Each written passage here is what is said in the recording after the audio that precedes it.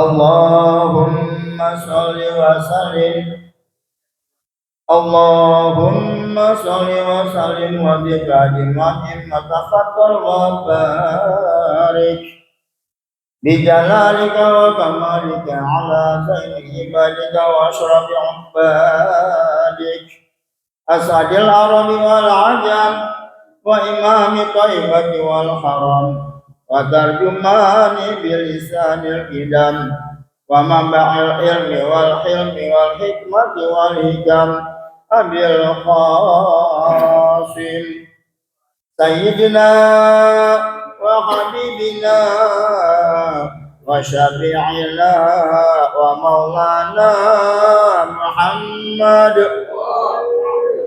صلى الله عليه وسلم ذو شرفي يا رب ذو شرفي يا رب ذو شرفي يا رب يا رب كرما وتعظيما ورفعة ومهابة وبرا وسلم رجا وتبارك وتعالى أفضل الشرف العلي والقدر الجلي ساداتنا وأئمتنا وموالينا أبي بكر وعمر وعثمان وعلي الحسن ثم الحسين وعن بقية الصحابة وقرابة رسول الله صلى الله عليه وسلم أجمعين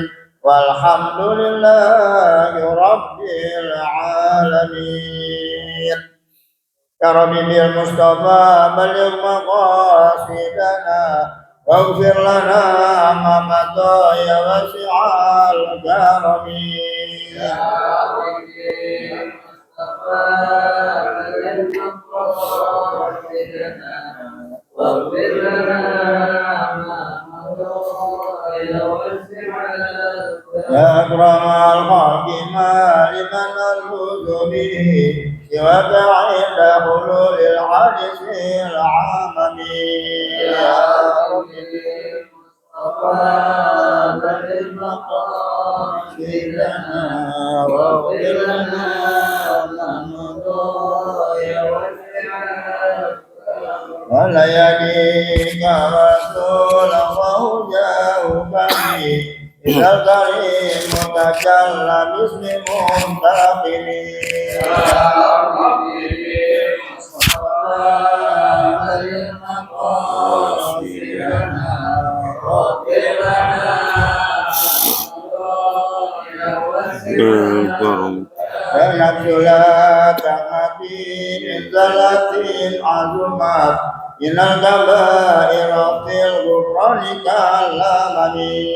يا رب بالمصطفى بلغ مقاصدنا واغفر لنا ما مضى يا واسع الكرم.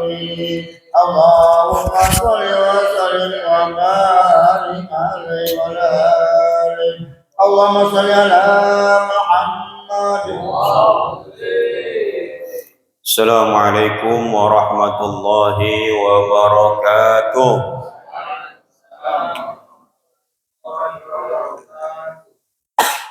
الفاتحة بنية الشفاء والصحة والعافية والسلامة مع التوفيق والهداية، وأن الله يرزقنا علما نافعا وعملا متقبلا ورزقا حلالا طيبا كثيرا باركا فيه من غير تعب ولا نصب ولا مشقة، إنك على كل شيء قدير.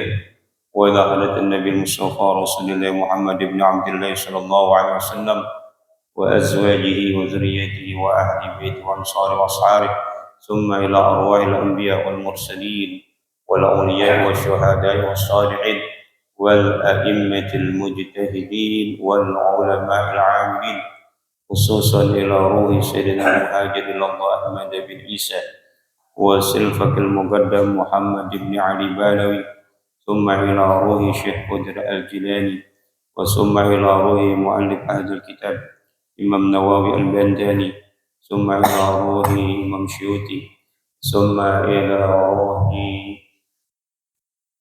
Kiai Haji Abdullah Syafi'i, ثم إلى روح Kiai Haji Abdul Rashid Abdullah Syafi'i, ثم إلى روح Kiai Haji Sofyan Nizam, ثم إلى روح Ustaz Ihsan bin Syafiuddin, ثم إلى روح Ustaz Haji Fathur Rahman bin Haji Ahmad Syaraf, ثم إلى روح Habib Muhammad bin Al-Hamid, ثم إلى روح Haji Sawih bin Haji Wasan, ثم إلى روح Haji Marta bin Haji Sawih wa usulihim wa furu'ihim wa zal huquqi 'alaihim ajma'in, wa summa ila arwah abaina wa ummahatina wa ajdadina jaddatina wa ashabina wa qarabatina wa liman haqqun 'alaina jami'il muslimin wal muslimat wal mu'minin wal mu'minat, khususan ila arwah ahli jami'il hadirin, wa summa ila arwah ahli masjid Nurul Hidayah anna Allah yaghfiru lahum wa yarhamhum wa ila jannati maswahumul Fatihah.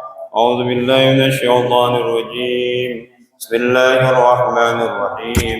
الحمد لله رب العالمين الرحمن الرحيم مالك يوم الدين إياك نعبد وإياك نستعين اهدنا الصراط المستقيم صراط الذين أنعمت عليهم غير المغضوب عليهم ولا الضالين آمين.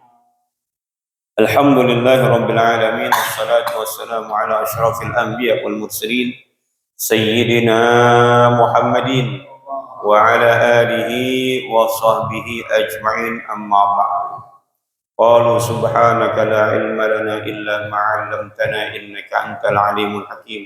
رب اشرح لي صدري ويسر لي أمري واحلل عقدة من لساني يفقهوا قولي. اللهم أخرجنا من ظلمات الوهم وأكرمنا بنور الفهم وافتح علينا بمعرفة العلم وأحسن أخلاقنا بالحلم وسهل لنا أبواب فضلك وانشر علينا من خزائن رحمتك يا أرحم الراحمين. Hadirin yang dimuliakan Allah Subhanahu wa taala, yang saya hormati para asatizah, para hujjaj, tokoh masyarakat, para orang tua, bil khusus orang tua kita, Bapak Haji Effendi Ali, Bapak Asmari, Bapak Haji Syuhada, guru kita Ustaz Nabil Setiawan, Bapak Haji Rojali, Bapak Haji Abdul Aziz, Bapak Haji Gunawan, Bapak Haji Bakhtiar, Bapak Haji Warsono, dan seluruh jamaah. Mohon maaf tidak disebutkan satu persatu namanya, namun tidak mengurangi rasa ta'zim, hormat saya pada bapak saudara sekalian. Puji syukur kita panjatkan kehadirat Allah Subhanahu wa taala yang banyak memberikan kita nikmat iman, nikmat Islam, nikmat sehat wal afiah, nikmat taufik wal hidayah, nikmat panjang umur, yang karena dengan nikmat itu semua kita hadir di Masjid Nurul Hidayah ini. Walaupun ada hujan, kita tetap hadir di masjid ini. Kita lanjutkan dengan ta'lim, mudah-mudahan kehadiran kita di tempat ini mendapatkan ridha, barakah, pahala dari Allah Subhanahu wa taala. Salawat dan salam semoga tercurahkan kepada baginda Muhammad sallallahu alaihi wasallam serta keluarganya, sahabatnya, dan para pengikutnya setia. Hadirin yang dimuliakan Allah Subhanahu wa taala, melanjutkan pelajaran kita dalam kitab Tanqihul Qaulil Hasis, syarah dari kitab Lubabul Hadis, pada bab yang ke-31, yaitu keutamaan mendidik anak. Qala Syekhul Muallif rahimahullah ta'ala wa adaman naf'a bihi wa bi'ulumihi wa bi asrarihi fid dharain. Wa an Abi Dzarr radhiyallahu anhu qala kuntu jalisan 'inda an-nabiy sallallahu alaihi wasallam wa idzan bil Hasani wal Husain radhiyallahu anhuma raqiban ala katfi jaddihima Rasulullah sallallahu alaihi wasallam wa huwa yuhaddisuna falamma faragha min hadithihi qala lahumā anzilā ya auladi fa aqbala Aliyyun karamallahu wajha falamma ra'ayahu khafahu wa nazala an zahri jaddihima faqala lahumā An-Nabi sallallahu alaihi wasallam, "Ma balukum?" Qala, "Khifna min abina."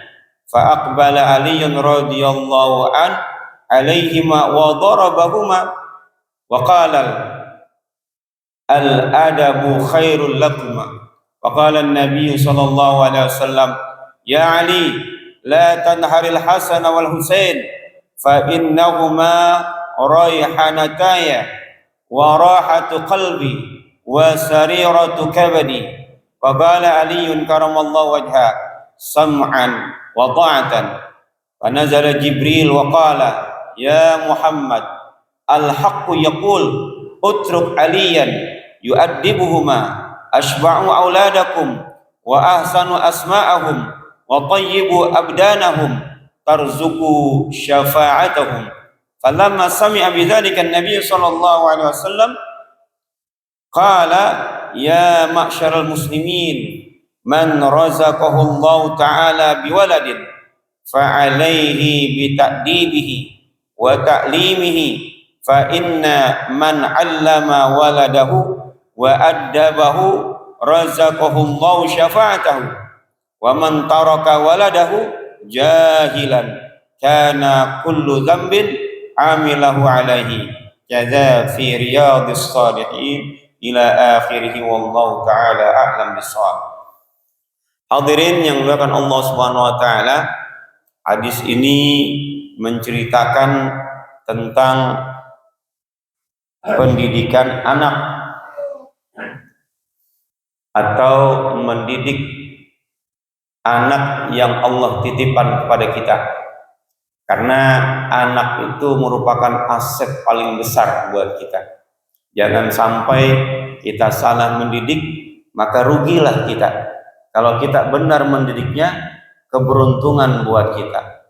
Karena memperoleh anak yang soleh, salah satu keberuntungan orang tua.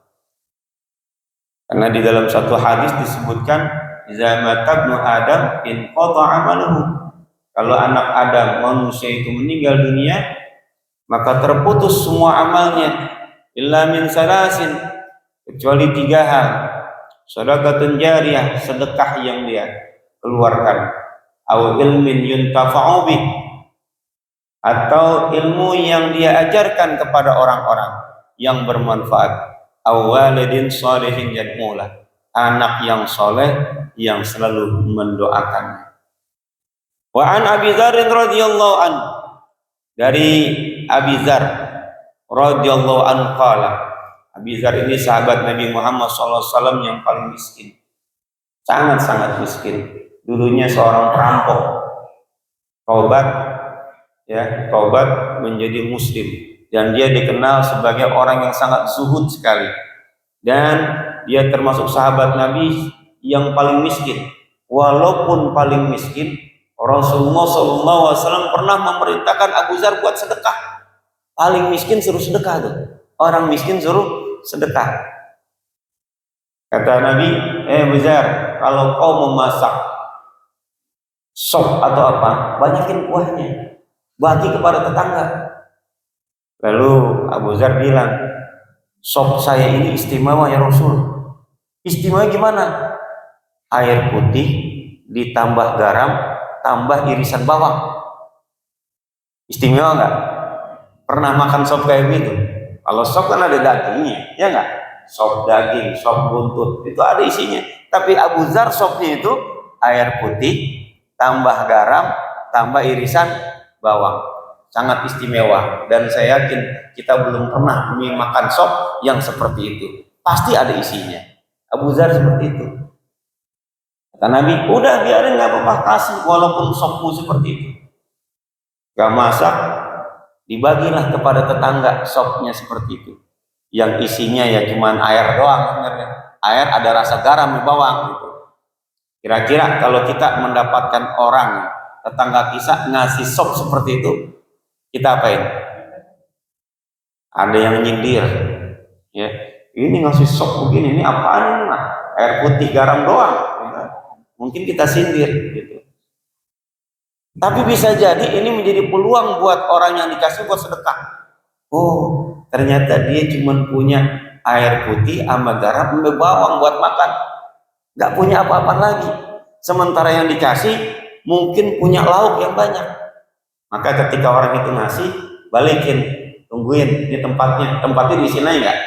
Diisiin lagi, pakai sop yang isinya daging, apalagi habis korban, bagiin itu, ya. Nah itu ajaran Nabi Muhammad SAW. Walaupun Abu Dzar ini miskin, masih tetap disuruh bersedekah. Ya, mudah-mudahan walaupun kita nggak punya uang banyak, tetap kita sedekah. Karena itu salah satu hal yang bisa menyebabkan kuburan kita terang. Walaupun 2000 saya bilang, apalagi 2000 tiap hari, keren banget udah ya. Kata Abu Dzar, kuntu jalisan inda Nabi sallallahu alaihi wasallam. Dulu kami itu pernah duduk bareng sama Nabi Muhammad sallallahu alaihi wasallam.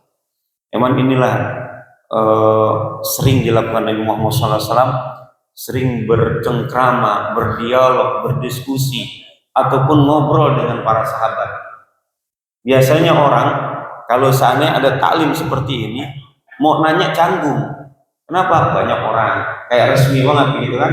Tapi ketika dia ngomong biasanya dialog, itu ada yang keluar, ada yang bertanya. Nah, makanya sering Nabi Muhammad SAW itu ngobrol-ngobrol dengan sahabatnya, dan dari ngobrolan itu, dari omongan itu, pembicaraan itu, ada yang bertanya.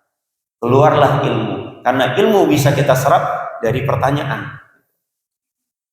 Nah, sedang asik-asik ngobrol, ya, apa kata Abu Dzar? Wa idzan bil Hasan wal Husain radhiyallahuma raqiban ala katfi jaddihima Rasulullah sallallahu alaihi wasallam wa huwa yuhaddisuna. Tiba-tiba si Hasan Husain, semoga Allah ridho kepada keduanya, datang tuh. Ya, biasa nih kejadian sama kita semuanya yang punya cucu. Kita lagi ngobrol asik, tiba-tiba datang cucu kita. Apa yang dilakukan? Merengek, naik ke pangkuan atau apa. Ini Hasan Husain luar biasa. Ngapain dia? Rokiban katfi jadihima, naik ke punggung Nabi. Dua-duanya naik, yang satu sebelah kanan, yang satu sebelah kiri. Saking dekatnya sama Nabi Muhammad SAW. Terus kira-kira Rasulullah ngapain? Ketika anaknya atau cucunya itu naik ke punggungnya, suruh turun apa enggak? Enggak, biarin aja deh. Padahal saat itu wa huwa yuhaddisuna, Nabi Muhammad sedang berdialog, sedang bicara, sedang ngomong. Tiba-tiba Hasan Husain naik ke punggungnya, dibiarin aja. Kalau kita terkadang marah gitu ya, anak kita lagi ngobrol resmi misalnya, anak kita datang naik ke punggung kita, marah nggak? Terkadang marah. Atau mungkin nggak naik ke punggung, duduk di pangkuan kita. Atau mungkin datang, Pak, ayah beliin jajan dong, makanan. Kan biasa begitu anak-anak. Minta sama orang tuanya, kagak dikasih. Bagaimana cara dikasih? Ngomong mintanya lagi ada tamu. Mau nggak mau dikasih nggak? Terkadang dikasih. Kalau nggak dipanggil, Ma, Bunda, ini anaknya nih. Nah, begitu. Ya. Wa huwa yuhaddisuna. Padahal saat itu Nabi Muhammad SAW sedang dialog, sedang bicara. Falamma faragha min hadisihi. Nah, setelah selesai pembicaraan, Nabi udah selesai. Qala lahuma, barulah Nabi bicara sama dua orang ini. Ya, cucunya yang sedang naik di punggungnya, di bahunya. Anzila ya auladi, turunlah wahai anak-anak. Bahasanya cakep, ya. Turunlah wahai anak-anakku. Disuruh turun, kira-kira langsung turun nggak? Enggak, masih enak, apalagi cucu ya, cucu kesayangan ya, dan dia tahu bahwa Nabi Muhammad SAW sangat menyayanginya. Maka ketika disuruh anzili ya auladi, anzila ya auladi, turun, biarin aja, tetap berada di punggungnya. Tapi apa yang terjadi? Fa'aqbala Aliyun karamallahu wajhah. Tiba-tiba Ali bin Abi Thalib datang, lagi ngobrol ya, Hasan Husain ada di punggung Nabi, disuruh turun masih tetap berada di punggungnya. Ali datang. Ali ini siapa? Bapaknya Hasan dan Husain. Falamma ra'ayahu khafahu wa nazala an zahri jaddihima. Dia lihat bapaknya, ini anak takut sama bapaknya. Langsung turun tuh. Langsung turun. Tadi ketika Nabi Muhammad SAW merintahkan buat turun, dia nggak turun. Tapi tiba-tiba tuh anak turun. Begitu ngelihat bapaknya datang, Ali bin Abi Thalib. Makanya kata Nabi, faqala lahuma. Nabi berkata kepada keduanya, ma balakum? Apa yang terjadi? Kok tiba-tiba kamu turun? Apa yang terjadi? Kata anaknya, qala. Keduanya berkata, hifna min abina. Kami takut sama bapak. Kami takut sama bapak kami yang baru datang. Ternyata Hasan Hussein takut sama bapaknya. Itu galak kali ya. Galak apa gimana? Kan biasa begitu nih.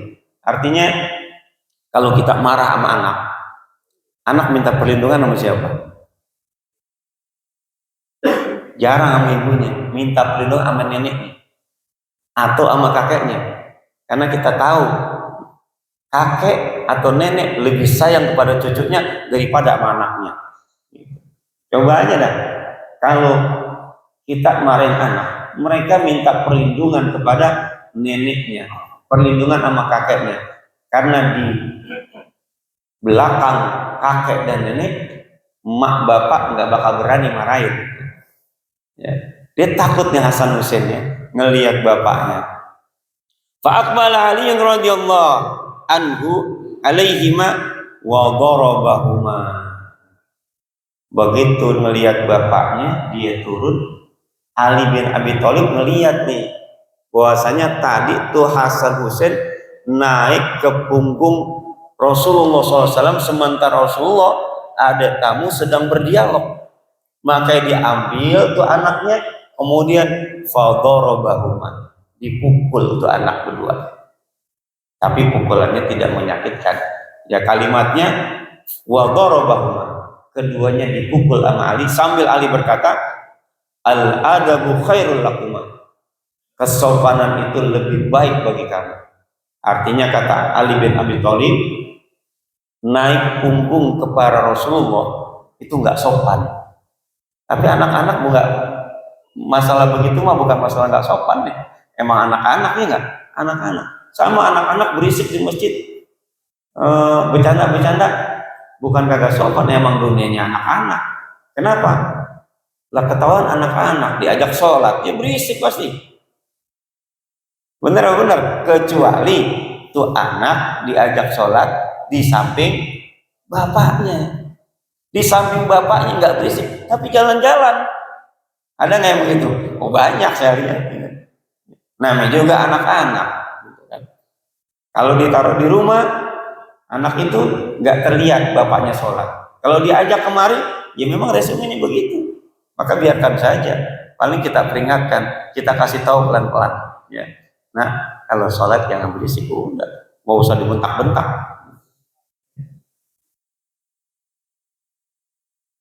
Faqala Nabi SAW, melihat Ali memarahi anaknya, bentak anaknya sampai mukul, tapi mukulnya tidak keterlaluan ya, pukulan-pukulan mendidik. Apa kata Nabi? Ya Ali, la tanharil Hasan wal Husain, jangan kau bentak Hasan Husain. Tuh, kakeknya biasa ngelindungin. Ya Ali, jangan kau bentak, la tanharil Hasan Husain, jangan kau bentak Hasan Husain, jangan kau marahi mereka, jangan kau pukul. Fa innahuma raihanatan, karena keduanya itu bagiku sebagai pelega jiwaku. Kakek, nenek kalau melihat cucu itu enak. Makanya kalau anaknya menikah disuruh cepet-cepet punya momongan gitu. Kenapa? Karena kakek nenek itu udah lama nggak bisa nyayang-nyayangin, anaknya udah pada gede, pengen kasih sayang, anaknya udah pada gede semua.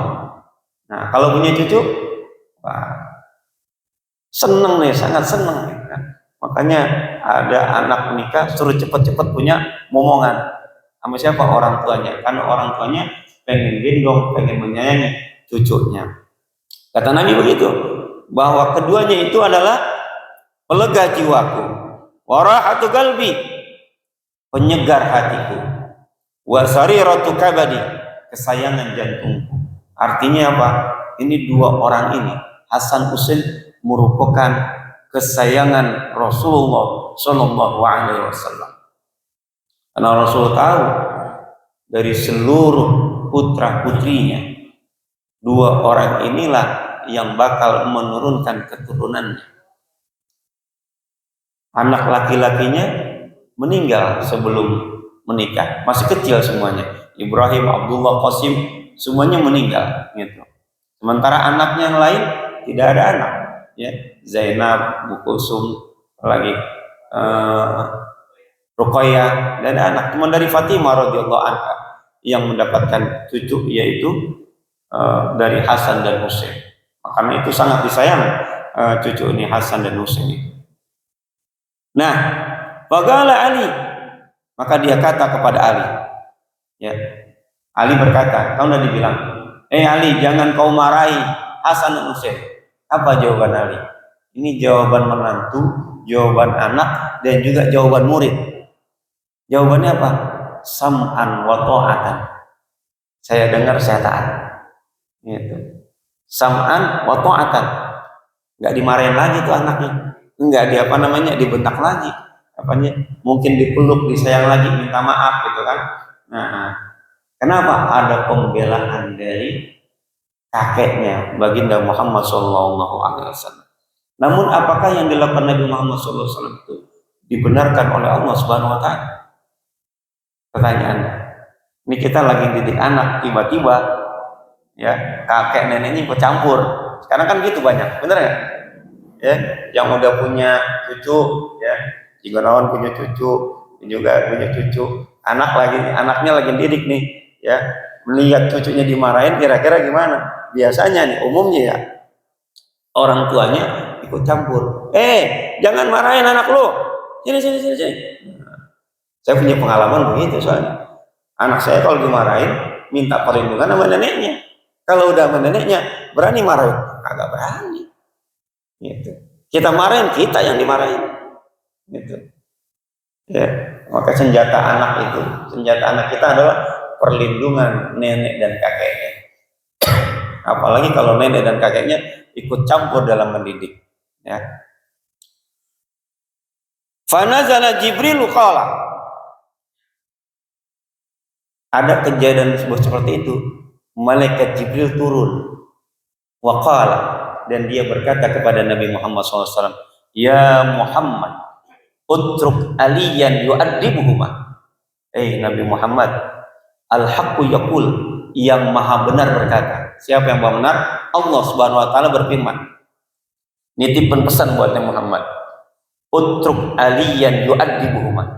Muhammad sallallahu alaihi wasallam, biarkan Ali mendidik putranya. Biarin Ali didik putranya. Jangan ikut campur bahasanya.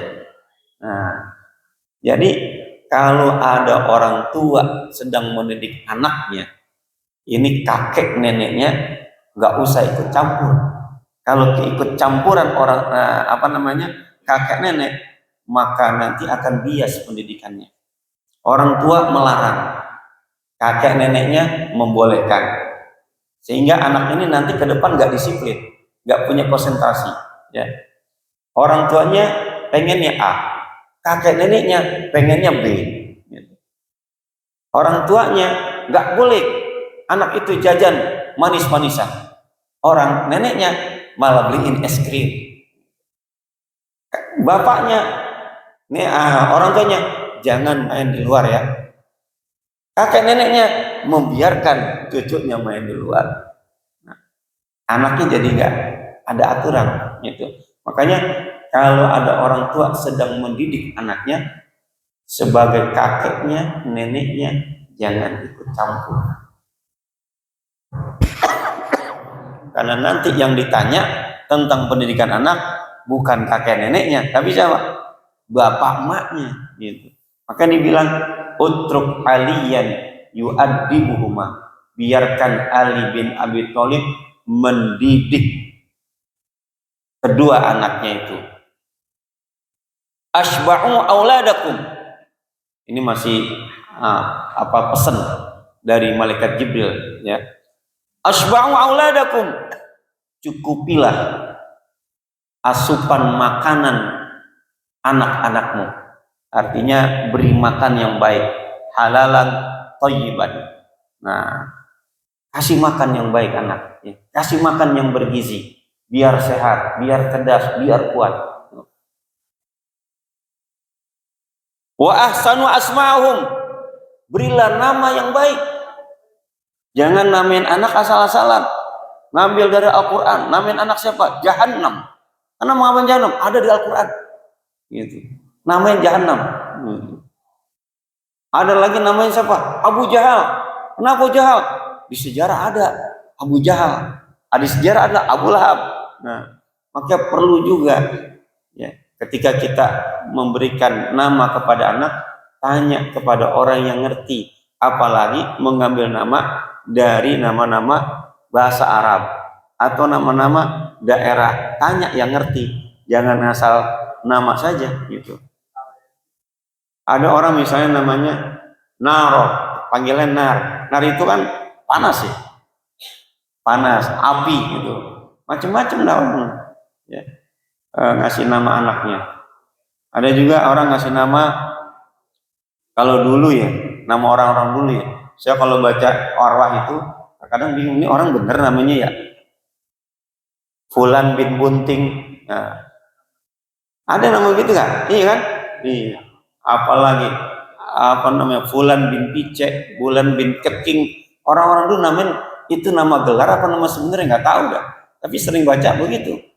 Nah, tapi kalau anak orang tua zaman sekarang namain anak itu luar biasa, cakep-cakep. Ya, cakep-cakep. Kenapa? Karena udah ada handphone, ada Google, tinggal nyari nama-nama anak, mau bahasa apa aja ada. Mau bahasa Sanskerta, bahasa Spanyol, Perancis, termasuk dalam bahasa Arab, bisa kita cari di sini. Gitu. Ya. Dan biasanya orang tua memberikan anak itu ada maksud-maksud tertentu. Ada orang ngasih nama misalnya Muhammad Al-Fatih. Nah, biar apa? Biar seperti Muhammad Al-Fatih, tokoh gitu.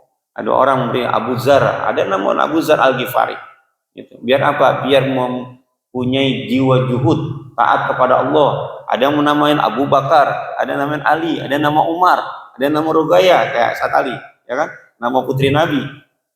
Jadi biasanya ada keinginan seperti itu, ya. Makanya wa ahsanu asma'ahum, berilah nama yang baik kepada anak-anakmu. Wa thayyibu abdanahum, kasih wangi-wangian kepada anak-anakmu, biar wangi, apalagi masih kecil, jangan sampai bau asem gitu. Sekarang ini udah banyak minyak telonnya wangi, minyak ini wangi, orang habis mandi pakai minyak wangi itu ya. Walaupun masih kecil, udah gede apalagi, ya kan? Udah gede apalagi, wangiin ya. Anak-anak itu usia 0 tahun sampai dengan 5-6 tahun ya, itu biasanya kalau ada orang-orang sering dicium ya enggak gitu. Nah, kalau orang anaknya wangi kan enak dicium ya. Makanya perhatiin anak-anaknya, kalau udah main di jalanan begitu bau, jangan sampai dibilang ini bau matahari nih, kan sering bilang gitu ya anak-anak, bau matahari. Makanya pakai minyak wangi anak-anak kita. Nah, kalau kita melakukan itu, pertama mendidiknya, memberikan asupan makanan yang bergizi, kemudian mengasih nama yang bagus-bagus, memberikan wangi-wangiannya.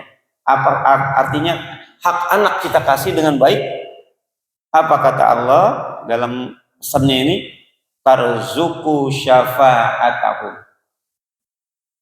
Mudah-mudahan orang tuanya akan memperoleh rezeki berupa syafaat dari mereka, pertolongan itu. Kan ada anak yang bisa menyebabkan orang tuanya masuk ke dalam surga. Ada anak yang bisa menyebabkan orang tuanya masuk neraka.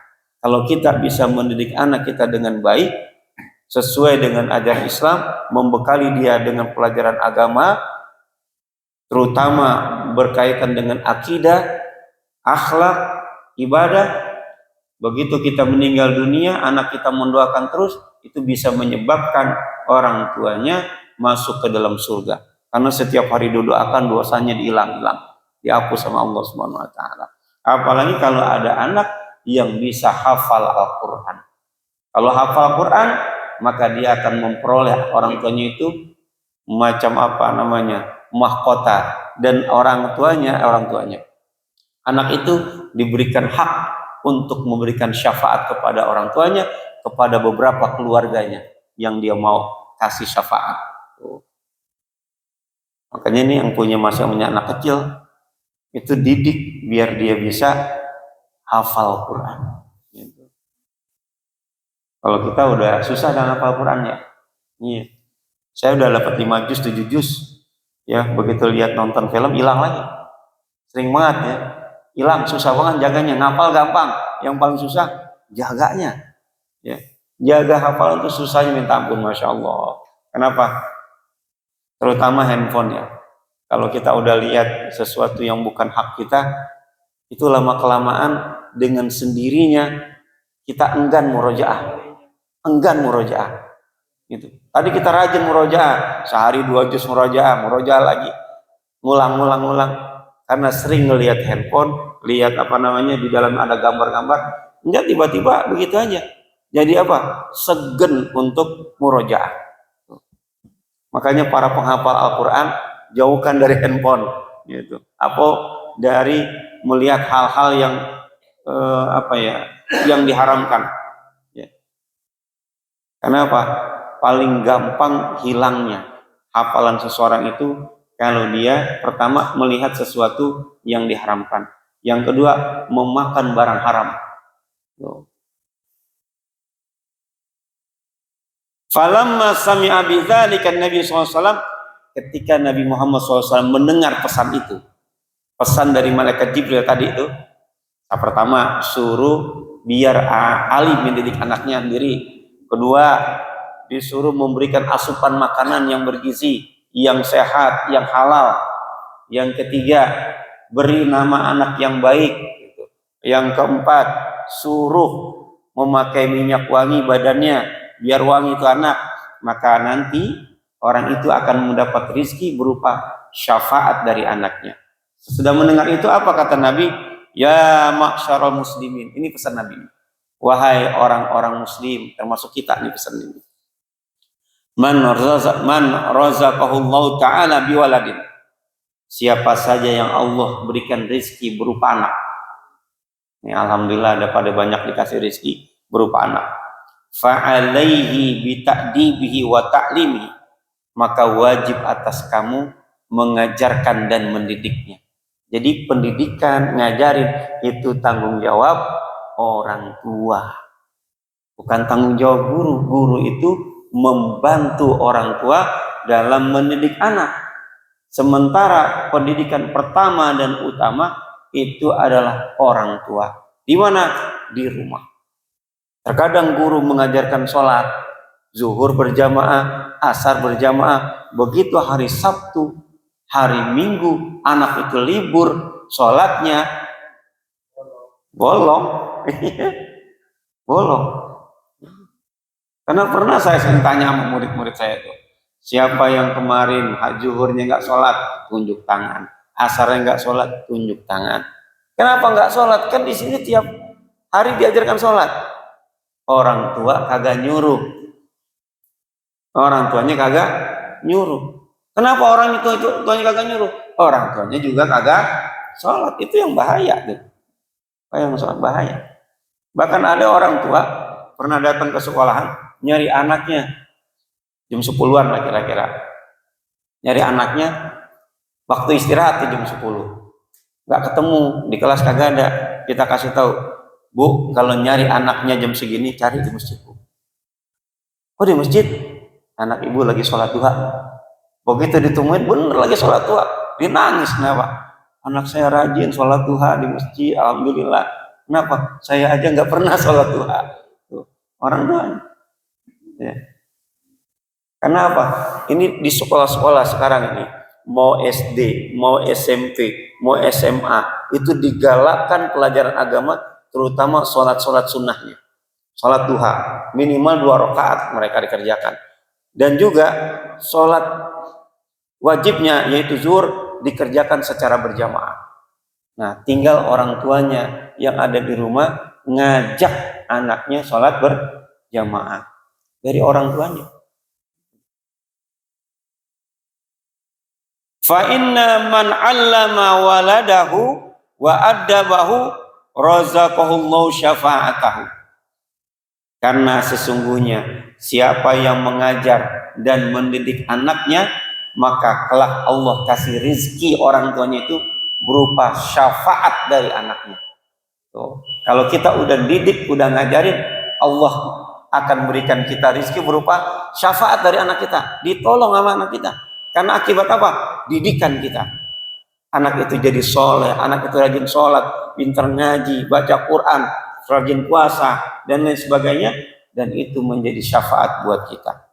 Dan sebaliknya, waman taraka waladahu jahilan, siapa yang ninggalin anaknya dalam keadaan bodoh, gak diajarin terhadap pelajaran agama, sholatnya gak diperhatiin, apa kata Nabi? Kana kullu dzambin amilahu alaihi, maka setiap perbuatan dosa yang dilakukan anaknya akan ditempahkan pula kepada orang tua itu. Nauzubillah min dzalik. Anaknya enggak sholat, kita yang ketumpuan. Anaknya melakukan kejahatan, kita juga dapat. Kenapa? Gara-gara kita tidak mendidik dan mengajarkan anak-anak kita. Mudah-mudahan kita semua di sini Allah berikan kesempatan kepada kita untuk mendidik anak kita, mengajarkan anak kita dengan pendidikan yang baik, pendidikan agama yang baik, sehingga mereka mau menjalankan perintah-perintah Allah dan menjauhi larangan-larangannya. Al-Fatihah.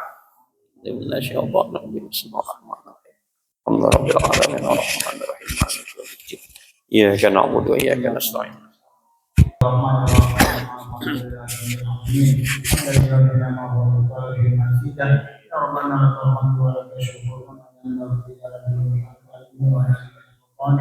Allahumma shalli wa sallim ala sayyidina Muhammad wa ala ali sayyidina Muhammad. Allahumma zidna ilman warzuqna fahman wa Allahumma aghnina bi ilmika wa zayyinna bi ilmika wa qina taqwa wa ja'alna min afiyah. Allahumma hdina bi hudaka wa ja'alna mimman yashhadu bika wa la tu'ina wa yansiwa wa la taj'alna mimman khalaqa amraka wa asab. Hasbunallahu wa ni'mal wakeel wa ni'mal mawla wa ni'mal nasir. Wala haula wala quwwata illa billahil aliyyil azim. Rabbana atina fid dunya hasanah wa fil akhirati hasanah wa qina adzabannar. Wa sallallahu ala sayyidina Muhammad wa ala alihi wa sahbihi ajma'in. Walhamdulillahi rabbil alamin.